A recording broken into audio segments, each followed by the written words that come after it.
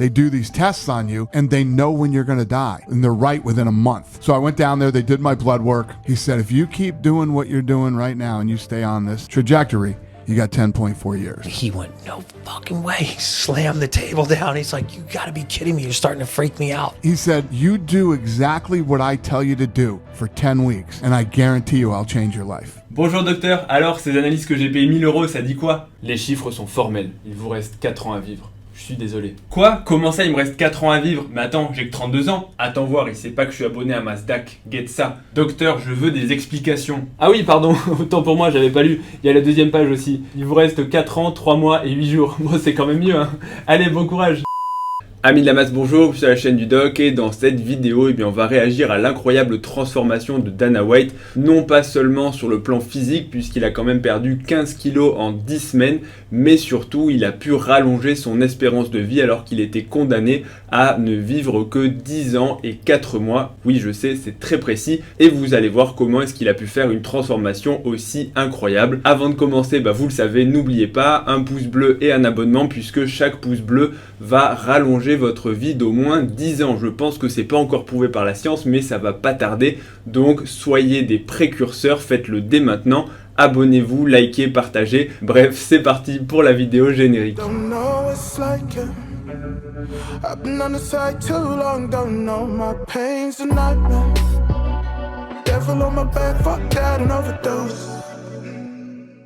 Bon, pour contextualiser un petit peu, je vais être obligé parce que voilà, vous allez vous dire, mais il fait encore une vidéo transformation. Après tout, il a perdu que 15 kilos en 10 semaines, ce qui est quand même une belle transformation, mais c'est pas non plus incroyable. On a déjà vu des gens qui ont fait mieux. Et pourtant, dans cette vidéo qui ne fait que quelque chose comme 60 secondes, il y a quand même énormément de points qui sont intéressants à détailler. Dana White, c'est le patron de l'UFC, il a 53 ans et pour la faire très courte, en gros, il était un très grand sportif et puis avec l'âge, il s'est laissé un petit peu aller, un peu de surpoids, un peu d'apnée du sommeil, un peu de ceci, un peu de cela et puis un beau jour, c'est l'électrochoc, il décide de reprendre sa vie en main, mais comme il le disait, la médecine n'a jamais pu lui apporter une solution, la médecine classique, je précise, à ses problèmes de santé, jusqu'à ce qu'il découvre une méthode révolutionnaire et je vais pas forcément faire la publicité, mais en gros, si vous suivez les liens, vous allez vite retrouver de quoi il s'agit. Et cette médecine révolutionnaire, c'est la médecine personnalisée. En gros, adaptée complètement à ton ADN et avec ce type à la fois de protocole, de suppléments et de suivre, en gros, d'être suivi par un médecin et par une armée un petit peu de scientifiques. Hein. C'est un peu comme le film Rocky 4 que j'aime beaucoup, où on voit Rocky qui s'entraîne tout seul dans la neige, et puis à côté, il y a bien sûr le Russe qui est suivi par une armée de scientifiques, qui a des programmes d'entraînement personnalisés et qui bien sûr va se développer beaucoup plus. Mais au final, on sait qui est-ce qui gagne, bien sûr, c'est celui qui s'est entraîné naturellement. Là, l'idée, c'est un petit peu la même chose, c'est de proposer des programmes qui sont personnalisés à chaque personne, mais pas seulement personnalisés comme pourrait le faire un coach classique en salle de sport ou même un médecin en examinant et en voyant la personne, c'est personnalisé jusqu'au niveau de l'ADN. Ce qui, au passage, n'est pas une mauvaise chose et attention, ne me faites pas dire ce que je n'ai pas dit, puisque la médecine se penche bien sûr sur tout ce qui va être ADN et médecine personnalisée, mais là on n'est pas vraiment dans de la médecine, on va dire classique, pour soigner des pathologies, soigner des mutations ou des maladies génétiques. Là on est vraiment sur optimiser la santé, ce qui bien sûr peut se concevoir, mais le problème c'est que, comme pour beaucoup de choses, il y a la part qui est réelle, la part qui est scientifique, et il va y avoir la part qui va être complètement marketing avec un joli packaging, des promesses qui sont très souvent exagérées et des personnes qui, malheureusement ou heureusement, vous allez le voir, sont crédules et vont être prêts en fait à beaucoup de choses quand elles ont des difficultés à atteindre leurs objectifs ou qu'elles ne trouvent pas de solution dans la médecine classique. Et petit parallèle, je commence déjà à parler d'autres choses, mais on le voit sur les réseaux sociaux avec tout un tas de personnes qui justement, à mon sens, profitent un petit peu de ces errances médicales de certaines personnes pour la médecine un petit peu fonctionnelle, la médecine hormonale, les problèmes de thyroïde, les problèmes d'intestin, où effectivement la médecine classique n'a pas forcément des solutions pour tout le monde, et ces personnes-là vont récupérer toute cette partie de personnes qui ont des problèmes un petit peu non résolus et vont en profiter pour leur proposer des solutions bien sûr payantes, bien sûr très souvent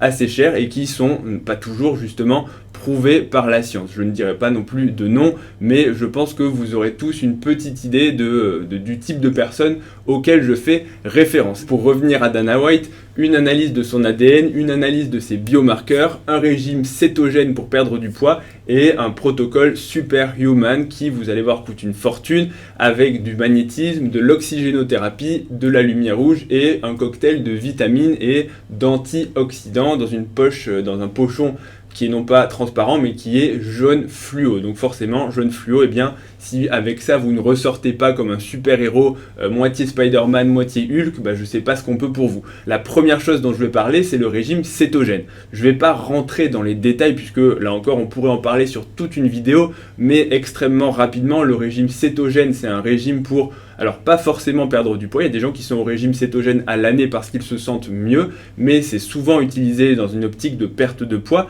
C'est un régime qui va consister à diminuer au maximum les sucres, voire les supprimer. Et on parle de sucre rapide, mais pas que, on parle de tous les glucides ou quasiment tous. Et quand votre corps en fait fonctionne avec zéro glucides, il va passer en mode entre guillemets cétose et produire des corps cétoniques qui vont être produits à partir des acides gras et qui vont permettre en fait de fournir de l'énergie aux cellules à la place du sucre. À mon avis, et je vais la faire très résumée, ce n'est pas le meilleur régime pour un sportif pour perdre du poids, ce n'est pas non plus le meilleur régime pour améliorer ses performances, même si il marche. Consommer uniquement des protéines et uniquement des graisses, c'est quelque chose qui, sur la logique, se tient. On peut vivre sans glucides puisque le corps va synthétiser sa propre énergie et ses propres glucides à partir des autres nutriments. En tout cas, je suis persuadé que le régime cétogène peut convenir à des personnes qui ont besoin de changements assez drastiques dans leur vie. Parce que pour suivre un régime cétogène, vous allez devoir forcément, si vous partez d'un métabolisme un petit peu, entre guillemets, abîmé avec, typiquement, on va dire comme Dana White, il l'a pas dit dans ce contexte-là, mais quand il dit ces marqueurs étaient tous mauvais, je suppose que voilà, le sucre, un état de prédiabète avec une glycémie un peu élevée, un bilan lipidique, taux de cholestérol, triglycérides, etc. qui n'est pas forcément bon, un peu d'inflammation, bref, pas mal de choses qui proviennent en partie, ou en tout cas qui peuvent découler d'un mode de vie et d'une alimentation qui n'est pas optimisée, une alimentation pro-inflammatoire, même si c'est très caricatural. Et donc chez ces personnes qui ont des mauvaises habitudes alimentaires, le fait de faire justement ce type de changement radical, je pense que ça peut être bénéfique à certains, notamment pour, entre guillemets, j'aime pas trop ce terme-là, mais essayer de faire un espèce de reset sur tout ce qui va être appétence au sucre, envie de sucre, tout ce qui va être aussi au niveau de l'insuline, puisqu'au début, quand vous allez vous passer de sucre, ça va être très difficile, vous allez avoir faim, vous allez vous sentir forcément ralenti, un petit peu brumeux, mais une fois que vous avez passé ce stade, vous vous rendez compte que vous pouvez tout à fait vivre sans glucides et que en fait on a de moins en moins envie de sucre et que ça, chez une bonne partie des gens, ça permet de réguler l'appétit parce que justement l'insuline ne va pas forcément faire autant le yo-yo que quand on mange du sucre. Chez pas mal de personnes, ça peut être très bénéfique pour montrer que oui, on peut se passer de sucre et ça ne veut pas dire que c'est un régime qu'on va devoir suivre toute sa vie, mais en tout cas pour démarrer, pour lancer une transformation, je pense que voilà, ça peut permettre de donner le petit coup de pied qui permet d'avoir des résultats concrets, des résultats rapides et vous commencez un régime et que vous avez des résultats, si vous faites les choses correctement, ça va renforcer votre motivation. Deuxième point que je vais être obligé d'aborder, c'est l'analyse ADN et notamment le fait de faire l'analyse de tous les gènes du corps humain pour savoir en gros les gènes du métabolisme, métabolisme glucidique, métabolisme lipidique. En gros, est-ce que vous fonctionnez mieux avec des sucres, avec des lipides? Est-ce que vous avez des facilités à perdre du gras, à prendre du muscle ou l'inverse? Bref, pas mal de choses aussi pour les maladies. Est-ce que vous avez des prédispositions pour certains types de maladies, de cancers, de maladies inflammatoires? Virtuellement, on peut faire dire aux gènes énormément de choses. Il y a effectivement des gènes de susceptibilité à des maladies, des gènes qui vont déterminer telle ou telle chose dans votre métabolisme et dans votre fonctionnement. Mais la question, c'est de savoir, est-ce que cette analyse ADN peut vraiment influer sur la façon dont vous vous entraînez et est-ce que ça apporte quelque chose? Il y a déjà des marques et des entreprises qui l'ont proposé à des clients pour savoir un petit peu et pour proposer des solutions personnalisées de nutrition, d'entraînement. La question c'est voilà, est-ce que ça change quelque chose ou est-ce que c'est vraiment du marketing?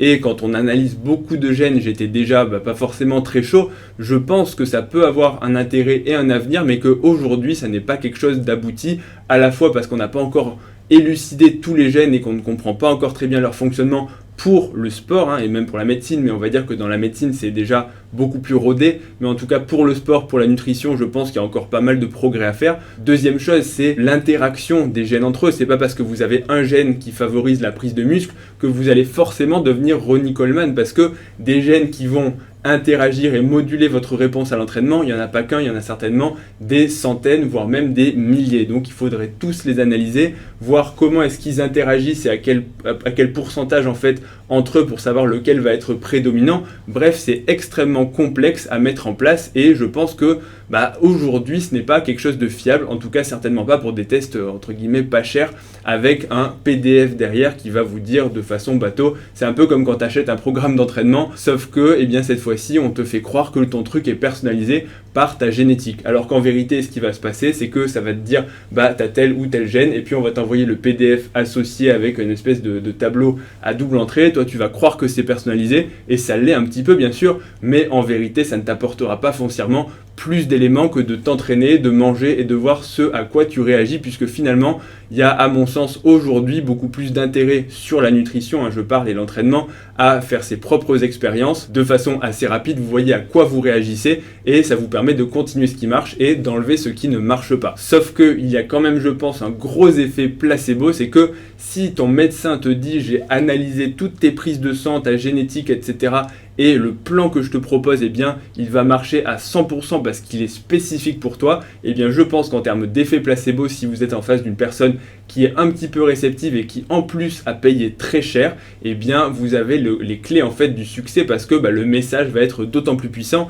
et forcément l'effet placebo c'est du mental et donc si on vous dit si tu le fais ça va marcher, pour le coup je pense que ça renforce l'action positive de l'entraînement et du régime. Donc il n'y a clairement pas tout à jeter et ça peut avoir un intérêt par l'effet placebo. Troisièmement, c'est toute la partie prise de sang et ce qu'ils appellent les biomarqueurs. En gros, ils dosent un panel de 60 à 70 marqueurs en sachant qu'il y en a beaucoup plus. C'est des marqueurs au niveau de la thyroïde, des hormones, du foie, des muscles. Bref, on peut trouver des marqueurs un petit peu pour tout. Sauf que, en pratique, ces marqueurs, on les connaît en médecine. On les a étudiés et au départ, ils ont été créés pour la médecine parce que en médecine, on aime bien avoir des marqueurs pour suivre les différentes maladies, pour les dépister, pour savoir si les traitements marchent et donc pour en gros faire un espèce d'état de santé des patients. Sauf que la plupart des marqueurs, on ne les a pas retenus parce qu'en fait, ils n'avaient pas d'intérêt au niveau clinique. Ça veut dire que oui, ces marqueurs vont bouger dans un sens ou dans l'autre, mais c'est pas parce que des marqueurs bougent ou des marqueurs sont différents en fonction de vos pathologies qu'ils vont avoir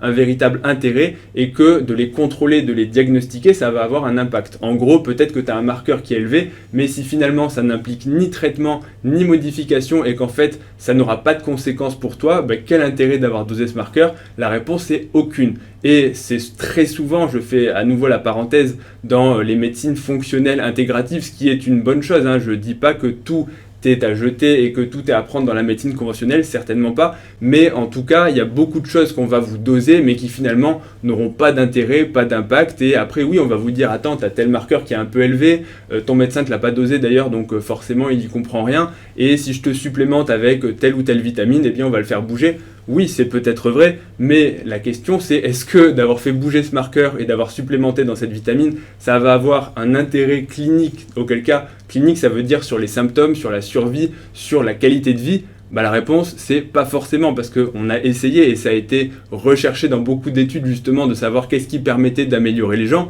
et très souvent ces petits marqueurs accessoires justement n'ont aucune conséquence et donc ils ont été abandonnés. Ce qui ne veut pas dire qu'ils n'ont pas d'intérêt puisque là encore, gros effet placebo, on t'a fait 60 marqueurs différents, tu regardes ton truc, c'est hyper détaillé, tu vas avoir des choses anormales, des choses normales et donc on va dire attends regarde ce marqueur il est anormal, ce marqueur il est anormal et donc forcément si c'est anormal, ça veut dire qu'il y a une façon de le régler et de le rendre normal. Et j'y viens, comment est-ce qu'on rend tous ces marqueurs normaux? Grâce au super protocole, c'est la partie 4, le protocole pour devenir un super héros. Le terme n'est pas très loin du terme utilisé par le marketing. Ce protocole qui consiste en quoi? Premièrement, c'est un pochon de vitamines, d'antioxydants, bref, de choses qui vont te booster pour la journée, un truc qui vaut une fortune bien sûr, alors qu'en vérité, c'est disponible pour pas très cher sur des sites de compléments alimentaires ou encore en pharmacie ou même à l'hôpital, sauf que quand c'est un mec qui vient, enfin un mec, pas n'importe quel mec, un médecin en costume cravate qui vient chez toi te l'injecter injecté et qu'en plus il te le fait payer 5000 ou 10 000 balles, enfin j'exagère un petit peu mais vous aurez compris l'idée, en gros vous payez ça une fortune parce que ce sont des cliniques privées anti-âge aux États-Unis et que là-bas la santé en fait c'est un vrai business, donc ils vous le font payer cher, ils ne vous disent pas parce que bien sûr c'est breveté donc on ne sait pas exactement ce qu'il y a dedans, et bien vous vous dites bah si j'ai payé très cher cette espèce de cocktail miracle, et bien forcément je vais aller mieux, donc gros effet placebo là aussi. On est ensuite sur une thérapie de magnétisme, alors pour le coup je vais m'abstenir de commentaires parce que voilà, ce qu'en dit la science du magnétisme, pour le coup, voilà, je vais frôler encore une fois la diffamation, donc je ne vais pas le faire, mais rappelez-vous de ces fameux bracelets qu'on utilisait pour renverser le champ magnétique du corps humain et le faire aller mieux, on les portait tous à une époque parce que le marketing était exceptionnel. Bah en vérité, qu'est-ce que ça a fait? Pas grand-chose, donc voilà, tout ce qui est à base de magnétisme. En termes de preuves scientifiques, on est... voilà, je vais changer de paragraphe avant de déraper.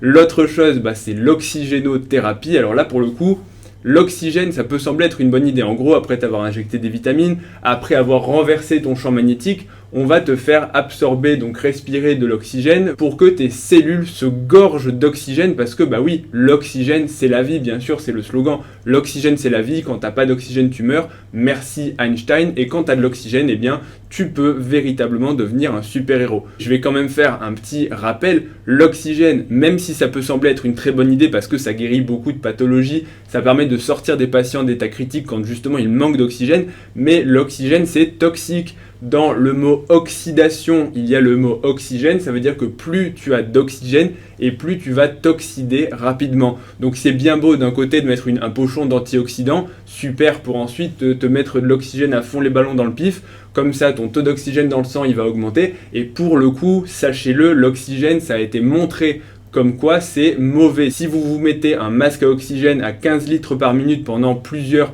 jours d'affilée alors que vous n'en avez pas besoin, eh bien vos poumons vont fibroser parce que l'oxygène c'est véritablement toxique et que ça va créer des radicaux libres, de l'inflammation. Donc en fait l'oxygène, oui il en faut, mais il en faut juste ce qu'il faut et certainement pas plus. Et enfin on va finir avec la lumière rouge. Petite parenthèse quand même avec cet appareil de lumière rouge qui coûte quand même 120 000 euros, enfin 120 000 $, ce qui est encore plus en fait en euros avec la crise et la dépréciation de l'euro face au dollar.